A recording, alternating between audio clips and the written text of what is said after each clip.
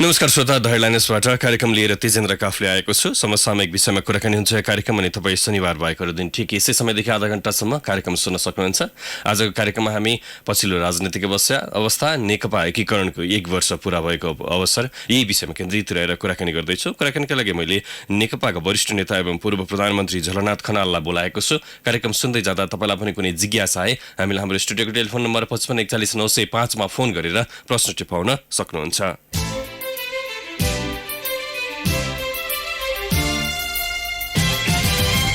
श्रोता, प्रधानमन्त्री केपी शर्मा ओली भियतनाम र कम्बोडियाको 1 साता लामो भ्रमण पूरा गरेर हिजो साँझ स्वदेश फर्कनु भएको छ। भ्रमण सफल भएको र त्यसले नेपालको अन्तर्राष्ट्रिय सम्बन्ध थप बलियो बनाएको दावी प्रधानमन्त्रीको छ। यता संविधान विपरीत ल्याइएका विधेयक फिर्ता लिन भन्दै सरकारवाला निकायले सरकारमाथि दबाव कायम राखेका छन्। नेपाली कांग्रेसले त नागरिक अधिकार र प्रेस स्वतन्त्रतालाई अंकुश लगाउने गरी ल्याइएका विधेयक तत्काल फिर्ता नलिए सदनमा कडा रूपमा प्रस्तुत हुने चेतावनी दिएको छ। अर्कोतर्फ नेकपा एकीकरणको 1 वर्ष पुगेको छ। गत वर्षको जेठ 3 गते तत्कालीन एमाले र माओवादी केन्द्रले बडो तामझाम सहित एकीकरण घोषणा गरेका थिए, तर 3 महिनामा सक्ने प्रतिबद्धता जनाइएका अधिकांश विषय 12 महिना हुँदा समेत पूरा भएका छैनन्। आजको कार्यक्रममा विशेष गरी पार्टी एकताको 1 वर्षीय समयमाथि केन्द्रित हुनेछौँ। कुराकानीका लागि यो बेला नेकपाका वरिष्ठ नेता एवं पूर्व प्रधानमन्त्री झलनाथ खनाल हाम्रो टेलिफोन सम्पर्कमा हुनुहुन्छ। खनालज्यू, स्वागत छ धैर्य न्यूजमा। पृष्ठभूमिमा दुईटा विषय उठान गरे। एउटा विषय यो विधेयकहरूको छ अथवा सरकारको पछिल्लो काम कारबाही छ र एउटा विषय नेकपाको यो पार्टी एकीकरण भएको 1 वर्ष पूरा भएको छ। जेठ 2 गते आज 1 वर्ष पूरा भयो भन्छु म चाहिँ जेठ 3 गते घोषणा भए पनि दुई विषयमा केन्द्रित हुनेछु। सुरुवातमा त पार्टीबाट थालेँ। 1 वर्षको समयावधि पूरा भयो, कसरी मूल्याङ्कन गर्नुहुन्छ? कति सफल कति असफल? पार्टी एकीकरण वास्तवमा चाहिँ नै एउटा अत्यन्त महत्त्वपूर्ण घटना हो। हामीले एकीकरण गरेको ठिक 1 वर्ष पुगेको छ। यो 1 वर्षमा देशको कम्युनिस्ट आन्दोलन, लोकतान्त्रिक आन्दोलनमा एउटा ठुलो परिवर्तन महसुस भएको छ। यद्यपि एकीकरण सम्पन्न भइसकेको छैन। एकीकरण आफैमा एउटा जटिल प्रक्रिया हो। एकीकरण आफैमा एकातिर ऐतिहासिक पनि हो, दूरगामी महत्त्वको कुरा पनि हो। यो नेपालका सारा कम्युनिस्टहरूले चाहेको कुरा थियो, नेपाली जनताले चाहेको कुरा थियो, नेपाल राष्ट्रको आवश्यकताको कुरा पनि थियो। हामीले 7 सालदेखि यहाँसम्म आउँदाखेरि कम्युनिस्ट पार्टी चाहिँ कहिले बहुमतमा आउँछ भनेर जनताले खोजी गरिरहेको कुरा पनि थियो। त्यो एकीकरणले कम्युनिस्ट पार्टीलाई चाहिँ नै बहुमतमा पनि ल्यायो र चाहिँ नै एउटा महत्त्वपूर्ण उपलब्धि हासिल भएको छ। तर यति हुँदाहुँदै पनि यो 1 वर्षभित्रमा अझै एकीकरणको काम चाहिँ सम्पन्न भइसकेको छैन। अब हामीले कमसेकम पनि यो 1 वर्षको अवधि पुरा हुँदाखेरि एकीकरणका कामहरू सम्पन्न गर्ने एउटा अठोट लिएका छौँ। 3 गतेसम्म भइसक्नु पर्ने थियो, तर 3 गतेसम्म होला कि नहोला बेगल कुरा हो। तर अब चाँडै हुने कुरा चाहिँ सुनिश्चित नै छ। एकीकरणका बाँकी कामहरूको घोषणा भोलि गर्ने भनेर समय सीमा पछिल्लो समय निर्धारण भएका छन्। केही छलाङहरू, केही महत्त्वपूर्ण निर्णयहरू, केही घोषणाहरू आउँदैछन्, अनुमान गर्न सकिन्छ भोलि एकीकरण दिवसका दिन? अब हामीसँग 3 गते आउन आजको दिन मात्रै बाँकी छ। आज हामीले अब अहिलेसम्म सचिवालयको बैठक बसेको छैन, बस्ने सूचना पनि प्राप्त भएको छैन। त्यसो हुनाले भोलि नै सबै कुरा टुङ्गिहाल्छ जस्तो मलाई लाग्दैन। कतिपय कुराहरू गर्न बाँकी नै छन्। हामीले चाहिँ नि एकीकरणका निम्ति अब सबै वर्गीय सङ्गठनहरू जति छन् जनवर्गीय सङ्गठनहरूको एकता गर्न बाँकी छ। हामीले केन्द्रीय कमिटीमै कतिपय संरचनाहरू निर्माण गर्न बाँकी छ। पोलिट ब्युरो गठनकै प्रक्रिया गठन गर्न बाँकी छ। सिसिएमहरूको कार्य विभाजन गर्न बाँकी छ। यी सबै कामहरू अब आज अचानक बैठक राखेर पनि गर्न सकिने सम्भावना म देख्दिनँ। त्यसो हुनाले यो 3 गतेभित्र पुरा हुँदैन। 3 गते त पुरा नभए पनि यो जेठ महिना जो लागिरहेको छ, यो जेठ महिना चाहिँ नकट्ला भन्ने मेरो चाहिँ नि अनुमान छ। यो जुन अध्यक्षद्वयलाई चाहिँ जिम्मेवारी दिनुभएको छ पछिल्लो समय सचिवालयले पनि, ल तपाईँहरू खाका तयार पार्नुहोस् भनेर, त्यसबाट केही न केही विषयहरू बाहिर आउँछन् र अकस्मात बस्ने सचिवालयले त्यसलाई अनुमोदन गरेर बहुमतले पारित गरेर भन्नु अझै अगाडि बढ्ने सम्भावना रहन्छ कि रहन्न? अब 2 जना कमरेडहरूलाई जुन ढङ्गले जिम्मेवारी दिएको छ अथवा 2टा अध्यक्षहरूलाई उहाँहरूले आफ्नो ढङ्गले होमवर्क गरिरहनु भएको छ। अरू हामीलाई पनि कहिलेकाहीँ बोलाएर होमवर्क गर्नुहुन्छ। त्यो होमवर्क चाहिँ हुँदैछ, तर होमवर्क अहिलेसम्म पनि टुङ्गिएको छैन। विशेष गरेर 2टा अध्यक्षले समय अझै दिन सकिरहनु भएको छैन। पर्याप्त समय दिन नसकेको कारणले नै यो ढिलाइ भइरहेको छ। यो ढिलाइ नगर्नको निम्ति उहाँहरूलाई चाँडोभन्दा चाँडो अलिकति समय दिनुहोस्, मिटिङ बैठक राखौँ भनेर हामीले निरन्तर भनिरहेको अवस्था छ। तर पनि हुन सकिरहेको छैन। कहिले विदेश भ्रमण, कहिले के यस्ता कुराहरूले अल्झाइरहेको एउटा अवस्था छ। तर यो अल्झाएर तल पार्टी सङ्गठन जस्तो ढङ्गले गतिशील बनाउनु पर्ने हो, त्यो कुरालाई पारिरहेको असर सबैले बुझिरहेका छन् र सबैले एउटा दबाब जस्तो सिर्जना गरिरहेका छन्। त्यसले गर्दाखेरि चाँडोभन्दा चाँडो यसलाई टुङ्ग्याउनु पर्ने एउटा परिस्थिति सिर्जना भइरहेको छ। त्यस कारणले पनि मलाई लाग्छ जेठ महिनाभित्र चाहिँ यी कुराहरू सम्पन्न हुन्छ। भनेपछि एउटा यो अनुमान लगाउन सकियो, एउटा अथवा विश्वस्त हुन सकियो कि यो विषयमा उहाँहरूले ल्याएको जुन खाका छ त्यो खाका त्यही जुन रूपमा ल्याउनुहुन्छ त्यही रूपमा अगाडि बढ्ने अवस्था चाहिँ छैन। छलफल हुनुपर्छ, सहमति हुनुपर्छ, अनि मात्रै अगाडि जान्छ होइन। त्यो चाहिँ उहाँहरूले प्रस्ताव गर्नुहुन्छ, त्यो प्रस्तावमा कतिपय कुराहरूमा छलफल हुन्छन्, थपघट हुन्छ, सचिवालयमा बसिन्छ, सचिवालयमा बसेर छलफल गरेर अनि एउटा टुङ्गो गरिन्छ। यदि अब कहिलेकाहीँ चाहिँ कस्तो हुन्छ भने दुईटा अध्यक्षले अरू साथीहरूलाई पनि विभिन्न बेलामा बोलाएर होमवर्क गरेर अलिक परिपूर्ण पारेर प्रस्तुत गर्नुभयो भने अधिकांश प्रस्तावहरू त्यतिकै पनि पारित हुन सक्छन्। तर कहिलेकाहीँ चाहिँ नि दुईटा अध्यक्षले मात्रै गर्नुभयो र कतिपय कुरामा अपरिपक्व कुरा रहेछ भने सचिवालयले त्यसलाई संशोधन गरेर मिलाएर अन्य अन्त्यमा चाहिँ एउटा सर्वसम्मत बनाएर चाहिँ नि प्रकाशित गर्ने कुराहरू हुन्छन्। अब झलनाथज्यू, जस्तो यहाँले भन्नुभयो कि यो 1 वर्षको समयावधि जुन छ पार्टी एकीकरणको यो चाहिँ उपलब्धिपूर्ण रह्यो भनेर, जुन कम्युनिस्ट आन्दोलन छ, जुन नेपालमा कम्युनिस्टहरू छरिएर रहेका थिए त्यसलाई एकत्रित बनाउँदै लिएर जाने एउटा मुख्य खुड्किलो अथवा मेरुदण्ड भनौँ अथवा घरको प्रमुख जग भनौँ, यो रूपमा यहाँले स्थापित गर्नुभयो। तर यो 1 वर्षको बीचमा नेतृत्वमा देखिएको जुन खटपट छ त्यो खटपटलाई चाहिँ कसरी विश्लेषण गर्नुहुन्छ? यसले गर्दाखेरि कि आगामी दिनमा अन्य दलहरू चाहिँ यो एकीकरणको बिन्दुमा आउँदैनन् भनेर सङ्केत गर्छ अथवा असन्तुष्टिहरू चाहिँ सुरुमै सर्ट आउट गरेर जानुपर्छ भन्ने सङ्केत गर्छ? के बुझाइ छ यहाँको? होइन, अहिले नेतृत्वमा खटपट भनेको चाहिँ त्यस्तो खासै खटपट होइन। खटपट के हो भन्दाखेरि चाँडोभन्दा चाँडो एकीकरणको कामलाई सम्पन्न नगरिएको प्रति आम कार्यकर्ताहरूमा असन्तुष्टि छ, नेताहरूमा नि असन्तुष्टि छ। म नै असन्तुष्ट छु, असन्तुष्टि व्यक्त गर्छु, किनभने चाँडोभन्दा चाँडो हामीले एकीकरण सम्पन्न गर्नुपर्थ्यो, घोषणा गरिसकेपछि चाँडो गर्नुपर्थ्यो कि तलको सङ्गठनहरू विघटन गर्नु हुँदैन थियो भन्ने जसलाई पनि लागेको छ कि यो अर्थमा मानिसहरू असन्तुष्ट हुन्। त्यही असन्तुष्टि विभिन्न रूपले अभिव्यक्त भएको हो। तर अरू ठुलो कुनै चाहिँ नीतिमा हाम्रो बिचमा विवाद भइरहेको, कार्यदिशामा विवाद भइरहेको आदि जस्तो चिज चाहिँ छैन। हामीले एकीकरण गर्दाखेरि जुन घोषणा बनाएका छौँ, घोषणा पत्र अथवा चाहिँ नि हामीले सामूहिक रूपले गर्ने चाहिँ नि जुन घोषणाको दस्तावेज बनाएका छौँ त्यो दस्तावेज अहिलेसम्म प्रकाशित भएको छैन कि त्यो दस्तावेज प्रकाशित मात्रै भयो भने पनि हामीले कस्तो कार्यदिशाका आधारमा, कस्तो नीतिका आधारमा, कस्तो सिद्धान्तका आधारमा यो एकता गरेका छौँ र अब हामी कता हिँड्न लागिरहेका छौँ, हाम्रो भविष्य के हो भन्ने बारेमा त्यसले बताउँथ्यो। त्यो बारेमा व्यापक बहस छलफल इत्यादि पार्टी व्यापी रूपमा हुँदै जान्थ्यो।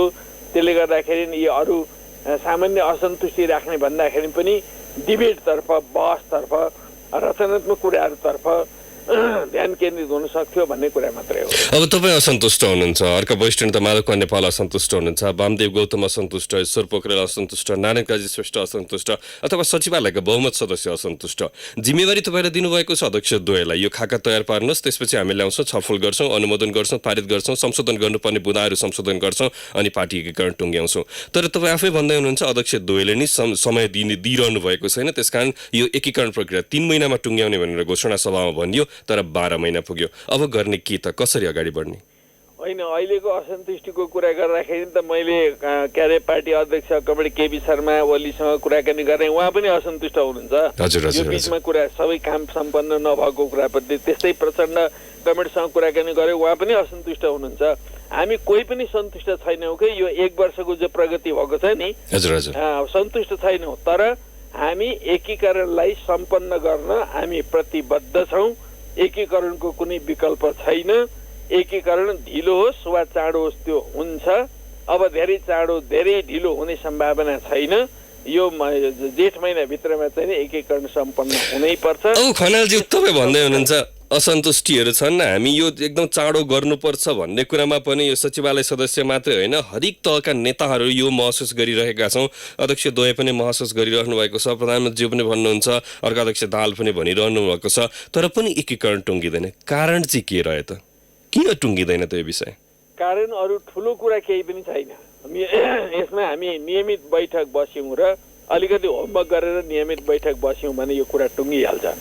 नियमित बैठक बस्न नसक्नुको कारण चाहिँ अब के अरे केन्द्रीय कमिटीका सदस्यहरूको कार्यविभाजनको कुरा छ। त्यो कार्यविभाजन गर्न हरेक जिल्लामा चाहिँ नै कमिटिहरू हुनुहुन्छ, सेन्ट्रल कमिटीका मेम्बरहरू हुनुहुन्छ, उहाँहरूलाई यो कार्यविभाजन भनेर भन्दाखेरि सकिहाल्छ। हजुर हजुर। त्यस्तै गरेर अब पोलिट ब्युरो गठन गर्ने कुरा छ। हामीले एउटा मापदण्ड बनाएर यति अवधिभित्रमा चाहिँ काम गरेर आएका फलानालाई चाहिँ पोलिट ब्युरो मेम्बर बनाउने भन्ने खालको मापदण्ड बनायो भने त्यो कुरो पनि ठुलो कुरो छैन। तर हामी अहिले बस्न नसकेर खास गरिकन कमिटीका बैठकहरू बस्ने र अलिकति समय दिएर छलफल गर्ने कुराहरू गर्यौँ भने यी कुराहरू टुङ्ग्याउनलाई गाह्रो छैन। अनि त्यो बस्न नसक्नुको कारण चाहिँ के त फेरि? बैठक बस्न नसक्नुको कारण? बैठक बस्न नसक्नुको कारण नेताहरूको व्यस्तता, कहिले कता त्यति मात्रै हो। बाहिर आएका समाचारहरू त फरक छ नि। मैले यहाँले नि भनिदिनुहोस् कि भन्ने लागेको थियो म मेरो मुखबाट नबोलाइकन। यो भागभण्ड मिल्न सकेको छैन भन्ने छ नेताहरूमा, के साँचो हो यो? होइन, भागभण्ड भन्दाखेरि पनि अब कस्तो मापदण्डका आधारमा कसरी जाने भन्ने कुरा हो। अब अलिअलि विभिन्न दुईटा पार्टीहरू एकताबद्ध भएको हुनाले दुईटा समूह मध्ये कसको समूहलाई के दिने, कसको समूहलाई के दिने भन्ने कुराहरूमा त नै त्यसमा मात्रै त आपत्ति रहेन खनालजी। जस्तो नेकपाले तत्कालीन एमालेलाई के दिने, तत्कालीन माओवादी केन्द्रलाई के दिने, यो त सहर छ। पार्टी एकीकरण भएपछि यी विषयहरू त नेकपामा मात्रै होइन हरेक दलमा देखिन्छन्। तर यो भित्र पनि पुष्पकमल दाहाललाई के दिने, केपी शर्मा ओलीलाई के दिने, तपाईँलाई के दिने, माधव नेपाललाई के दिने, बामदेव गौतमलाई के दिने, नारायण काजीलाई के दिने भन्ने विषयहरूले चाहिँ नेकपाको यो उल्झन अझै पनि कायम रहेको छ। यो जिरी जस्तो जिलियो एकीकरण भन्ने कुराहरू आइरहेका छन्। वास्तवमा चाहिँ नि अब यस्ता कतिपय कुराहरूले काम गरेका हुन सक्छन् ब्याकग्राउन्डमा, तर हामीले काम गर्ने भनेको नीतिको आधारमा, मापदण्डको आधारमा हो। हामीले नीति र मापदण्डको आधारमा नै कुन कमिटी कसरी निर्माण गर्ने, एकीकरणको कुरालाई कसरी अगाडि बढाउने भन्ने कुरा गर्नुपर्छ। अन्त्यत हामी नीति र मापदण्डको आधारमा नै गर्न सक्छौँ। जस्तो अस्ति हामीले जिल्लाको तहको एकीकरण गर्यौँ, त्यो जिल्ला तहको एकीकरण गर्दा पनि एउटा मापदण्ड बनायौँ। मापदण्ड भले कि कुनै मापदण्ड बनाउँदा अलिकति तपाईँको हित हुने हुन्छ, कुनै मापदण्ड बनाउँदा अलिकति अर्कोको हित हुने कुराहरू हुन सक्छन्, तर मापदण्ड बनेपछि त्यो मापदण्डको आधारमा गर्दा देशव्यापी रूपमा चाहिँ एकै ढङ्गले गर्न सकिन्छ। त्यस्तै अहिले यो बाँकी रहेका जुन संरचनाहरू निर्माण गर्ने कुरा छ त्यो कुरामा पनि नीति र विधिलाई हामीले अपनायौँ, मापदण्ड बनाएर अगाडि बढ्यौँ भने त्यो राम्रो हुन्छ। अब त्यसभित्र तपाईँले भनेका कुराहरू पनि कतिपय कुराहरू प्रतिबिम्बित हुन सक्छन्। हजुर हजुर। अलिकति यो तपाईँहरूले गाउँ तहसम्म अथवा तपाईँहरूले आफै पनि यो एकीकरण अहिलेको यो संरचना जति छ, यो सङ्गठन जति छ हामी निर्माण गर्दैछौँ, यो चाहिँ महाधिवेशनसम्मलाई मात्रै हो है भनेर बुझाउन पनि नसक्नु भएको हुनसक्छ? होइन, अहिले त अब यो जसरी पनि हामीले एकीकरण सम्पन्न गरेर सिङ्गो पार्टीलाई एउटा विधि र नीतिको आधारमा सञ्चालन गर्ने वातावरण बनाउनुपर्ने अवस्था छ। यति बेला दुईटै पार्टी तल विघटित अवस्थामा छन्। त्यो विघटित अवस्थामा भएकोलाई बल्ल हामीले एकीकरणको दिशामा लिएर आउँदैछौँ। अब माथिको संरचना एकीकरण भइसकेपछि पार्टी एकीकृत हुन्छ। एकीकृत भएपछि एउटा विधानको आधारमा चल्ने अवस्था हुन्छ। अहिले त जुन एकीकरण नभएको अवस्था छ, अब सबै विघटित अवस्थामा छन्, निष्क्रिय अवस्थामा छन्, विधि विधान त्यहाँ लागू हुने अवस्था छैन। त्यो कारणले गर्दाखेरि कार्यकर्ताहरू चाहिँ एक किसिमले प्रतीक्षामा बसिरहेको, प्रतीक्षालयमा बसिरहेको जस्तो मात्रै अवस्था बनिरहेको छ। यो अवस्थालाई तुरुन्तै तोडेर हामीले चाहिँ नि एकीकरण सम्पन्न गरिसकेपछि हामीले जुन विधान बनाएका छौँ त्यो विधान अन्तर्गत सबैलाई पद्धतिसम्म ढङ्गले सञ्चालित गर्ने एउटा वातावरण बनाउनुपर्छ र त्यो पद्धतिका आधारमा पार्टी सञ्चालित हुन थाल्यो भने त्यसले एउटा नयाँ गति लिन थालिहाल्छ। हजुर हजुर। यो पार्टी नेतृत्वको कार्यशैली अथवा पार्टीको कार्यशैलीप्रति पनि असन्तुष्टि छ, के छ यहाँको धारणा त्यो बिचमा? जस्तो एउटा सानो उदाहरण, हिजो युवा सङ्घको कार्यक्रममा यहाँहरू सहभागी हुनुभयो, शीर्ष नेताहरू सबै हुनुहुन्थ्यो, अब प्रधानमन्त्री त बाहिर हुनुहुन्थ्यो, साँझ मात्रै आउनुभयो, तर त्यहाँ तपाईँहरूको अभिव्यक्ति फरक आयो। विशेष गरेर रक्षा मन्त्री ईश्वर पोखरेल र अध्यक्ष पुष्पकमल दाहाल बीच त वाकयुद्ध नै चलो भन्ने विषयहरू पनि उठान भइरहेका छन्।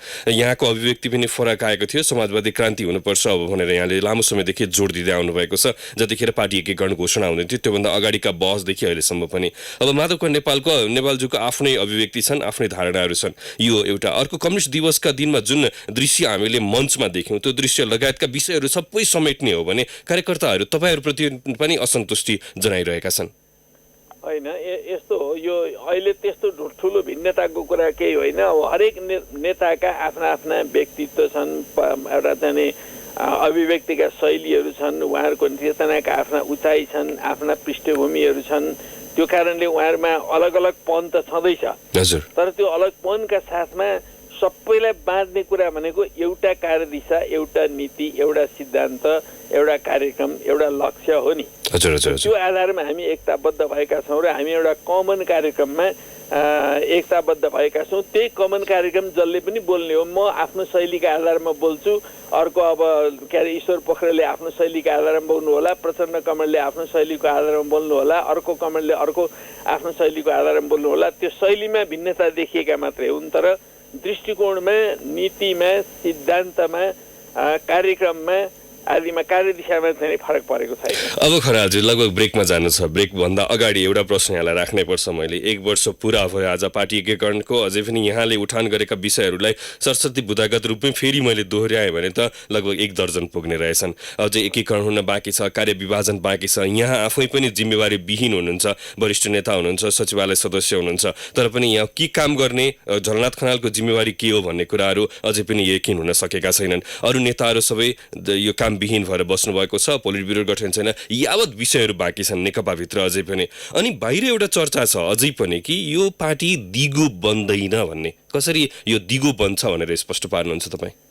अब कुनै पनि पार्टी टिक्छ या टिक्दैन भन्ने कुराको निर्णायक कुरा भनेको के हो भने उसले कस्तो वैचारिक र राजनीतिक कार्यदिशा लिन्छ भन्ने कुरा हो। हजुर, त्यो वैचारिक र राजनीतिक कार्यदिशा ठिक छ भने सानो पार्टी पनि बढ्दै बढ्दै ठुलो र विशाल हुन्छ, तर राजनीतिक र वैचारिक कार्यदिशा ठिक छैन भने ठुलो पार्टी छ भने पनि त्यो खिच्दै गएर समाप्त हुन्छ। यो चाहिँ इतिहासले सिद्ध गरेको, स्थापित गरेको एउटा सत्य हो।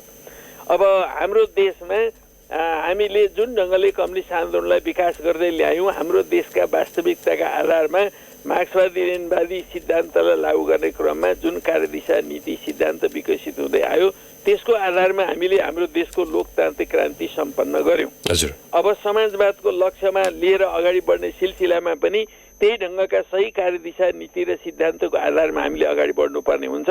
हाम्रो दुईटा पार्टी एकीकरण हुँदाखेरि जुन दस्तावेज हामीले प्रकाशित गरेका छौँ, जसलाई प्रकाशित भइसकेको छैन भनेर मैले भनिरहेको छु, त्यो दस्तावेजले हाम्रो पार्टीका कार्यदिशा के हुन्, नीति के हुन्, सिद्धान्त के हुन्, लक्ष्य के हो, कार्यक्रम के हो, सङ्गठनात्मक पद्धति के हो, त्यसबारेमा स्पष्ट रूपले बताएको छ। त्यो हामी चाँडै प्रकाशित गर्दैछौँ। हजुर हजुर, हो त्यो कार्यदिशाका आधारमा हामी सबै एकताबद्ध भएर जाने हो।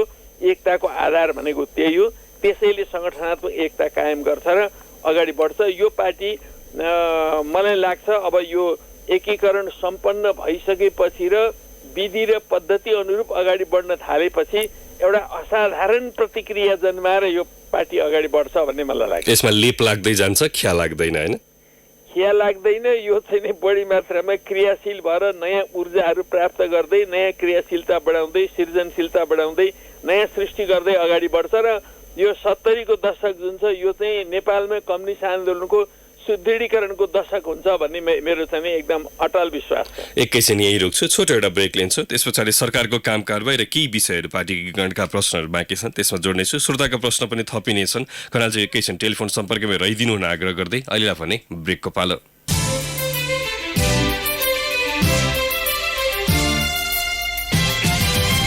पुनः स्वागत छ श्रोता द हेडलाइन्समा। आजको कार्यक्रममा हामी नेकपा वरिष्ठ नेता एवं पूर्व प्रधानमन्त्री झलनाथ खनालसँग कुराकानी गरिरहेका छौँ। खनालजी पुनः स्वागत छ द हेडलाइन्समा। धन्यवाद। पार्टी एकीकरणका प्रश्नहरू छन् केही, ती प्रश्न राख्नेछु। त्यस पछाडि सरकारको काम कारबाहीका प्रश्नहरू पनि मेरा प्रश्नसँग जोड्नेछु। करिब 4 मिनट हामीसँग बाँकी छ। बोधप्रसाद अधिकारी पराजुलीले मोरङबाट सोध्नु भएको छ यहाँलाई। एकताको चर्चा चलिरहँदा गाउँतहमा गतिविधि निष्प्रभावी देखिन्छ, यो अर्को निर्वाचनको तयारी मात्र हो एकीकरण भनेर सोध्नु भएको छ। त्यसो होइन। अब जिल्ला तहसम्मको एकीकरण सम्पन्न भएको हुनाले तल ग्रासरुटसम्मका सङ्गठनहरू एकीकृत भइरहेका छन्, तिनीहरू क्रमशः अब गतिशील हुन्छन्। चुडामणि भट्टराईले मोरङबाट र प्रकाश रमण उप्रेतीले नयाँ बानेश्वरबाट एउटै प्रश्न राख्नु भएको छ यहाँलाई। दुईटियाको सरकार सरकारी जनताको सरकारी सम्पत्तिको पछिल्ला देखिएका विभिन्न काण्डहरू, सुनकाण्ड, वाइटबडी काण्ड लगायतले जनता यो एकदम निराश देखिन्छन्। सधैँ दुईटियाको मात्र मन्त्र जपिरहने हो कि समस्या समाधान उन्मुख पनि हुने हो नेकपा भनेर सोध्नु भएको छ। होइन, 2/3 करिब बहुमत भएको सरकारले यी अहिले तपाईँले भनेका सम्पूर्ण विकार र विकृतिलाई बढारेर यो देशलाई एउटा निट एन्ड क्लिन बनाउनु पर्छ, त्यसको उत्तरदायित्व यो सरकारका काँधमा छ। त्योभन्दा अर्को कुनै वैकल्पिक मार्ग गर्न जान सकिन्न। भ्रष्टाचारलाई जिरो टोलरेन्सका साथ अगाडि बढाउने काममा यो सरकार दृढतापूर्वक लाग्नुपर्छ। किरण चन्द्र श्रेष्ठले कवन काठमाडौँबाट र श्याम खतिवडाले सुनसरीबाट प्रश्न गर्नुभएको छ। ठूला नेताले आफ्नो अस्तित्व जोगाउन आसेपासेलाई मात्र एकतामा लैजाने अनि त्यागी कार्यकर्तालाई व्यवस्था गर्दै जाने भने नेकपाको स्थायित्व धरापमा पर्दैन भनेर सोध्नु भएको छ। त्यस्तो भयो भने साँच्चै नै धरापमा पर्छ। त्यसकारणले सबै कार्यकर्ताहरूलाई समेटेर अगाडि बढ्नुपर्छ भन्ने पक्षमा म बोलिरहेको छु, अरू साथीहरू बोलिरहनु भएको छ। हामी सकेसम्म सबैलाई समेटेर अगाडि जाने कोसिसमा छौँ। अब केही सरकारप्रति लक्षित प्रश्नहरू जस्तो छविरण अधिकारीले सिनामङ्गलबाट पनि सोध्नु भएको छ। मेरा प्रश्नहरू पनि यसमा बाँकी छन्। जस्तो यहाँको 1 वर्ष करिब 3 महिना हुन आँट्यो सरकार गठनको। अब यो सरकार गठनको यो समयावधिलाई कसरी मूल्याङ्कन गर्नुहुन्छ? कति सफल कति असफल तपाईँको पार्टी नेतृत्वको सरकार?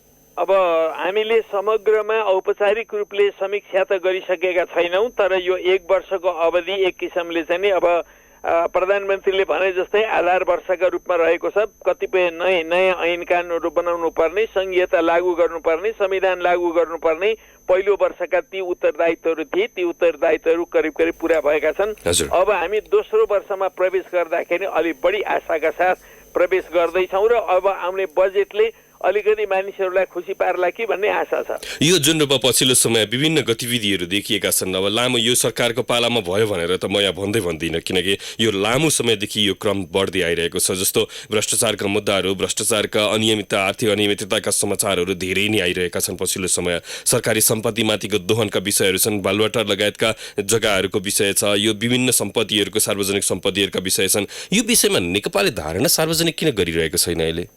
यी सबै कुराहरू सुशासनका समस्याहरू हुन्। अब देशलाई सुशासनतर्फ लाने कुराहरूमा यो सरकार अत्यन्त प्रभावकारी ढङ्गले अगाडि बढ्नुपर्छ।